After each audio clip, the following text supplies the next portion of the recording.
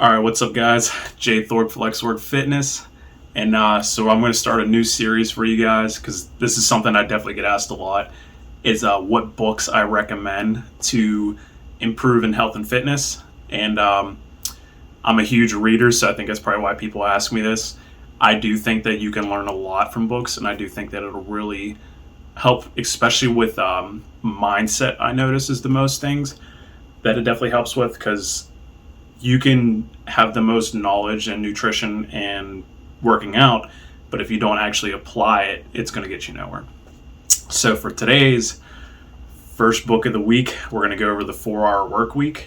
The 4-Hour Body by Tim Ferris.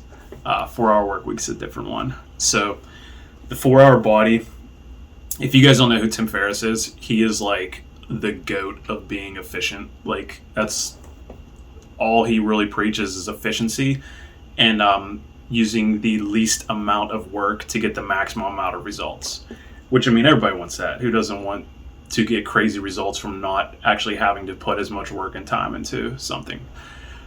So that's actually one of the first fitness books I read was the 4-Hour Body. And so we'll talk about a couple of the concepts in there.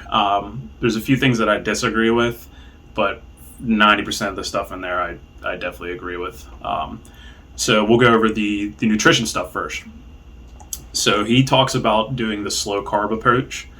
And the slow carb approach, the thing that I really see that it helping people with is putting them into a calorie deficit, which, as you guys probably know, every diet on the planet has to follow that rule.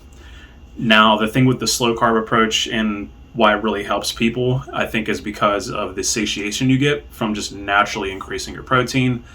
And he encourages that you eat actually legumes, which are pretty rich in dietary fiber, and they're going to keep you a little bit fuller.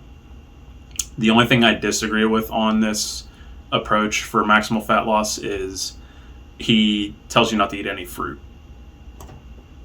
Any diet that tells you to omit fruit is not a friend of mine, I can tell you that. Cheat meals are cool. He recommends a cheat day, I believe. I could be wrong on this. I'm pretty sure it's a cheat day. You can very easily overeat on the progress that you made earlier in the week. And I see this with a lot of clients that I personally train, is we'll have them in a calorie deficit, doing great from Monday to Friday. When it comes Saturday, they go out, they go eat out, they go have drinks, and all the other bad calorie-dense foods. And they'll actually gain weight over time by using that approach. So I think a cheat meal is probably the better option as opposed to a cheat day. And then on to the fitness aspect of what he talks about. Super agree with this dude. He actually is pretty spot on with a lot of the fitness recommendations he has. One thing I really vibe with you on, Timmy, is the kettlebell swing, and how if there's one exercise that he preaches that everybody should do, it's a kettlebell swing. I'm the same exact way. Kettlebell swing is amazing for working the posterior chain. So it's going to be like the glutes, the hamstrings, lower back, upper back. So the problem with a lot of people is they do a lot of push work and they don't do enough pull work, which is going to work the muscles in the posterior chain. So it can correct a lot of posture deviations that we'll see. So one of the big things is upper cross syndrome, which if I turn to the side, that's kind of like the rounded shoulders. People who sit all the time get that. If you're constantly doing just a bunch of push work, just kind of working the show muscles, you can start to get the rounded shoulders, and the kettlebell swing is amazing for that. It's great because it's a very good strength builder. It's also a very good metabolic exercise, so it can definitely increase your conditioning. So yeah, Timmy, you're spot on with that. And the really cool thing that he does is it's not just a book on fat loss. It's not just a book on like bodybuilding, which is what a lot of typical fitness books are on. He actually talks about how to get like superhuman endurance. I think one of the chapters is called Superhuman Strength. He talks about flexibility, talks about like injury prevention. Like he covers a lot in this. And like I said, this is one of the first books I read, and it's been super invaluable for me. And then there's also a chapter on, I think it's on like achieving orgasm and like different sex tips. So when I first read the book, I actually listened to it through audiobook. And like usually I'll just let a book play while I'm doing something and I'm retaining some sort of attention to it.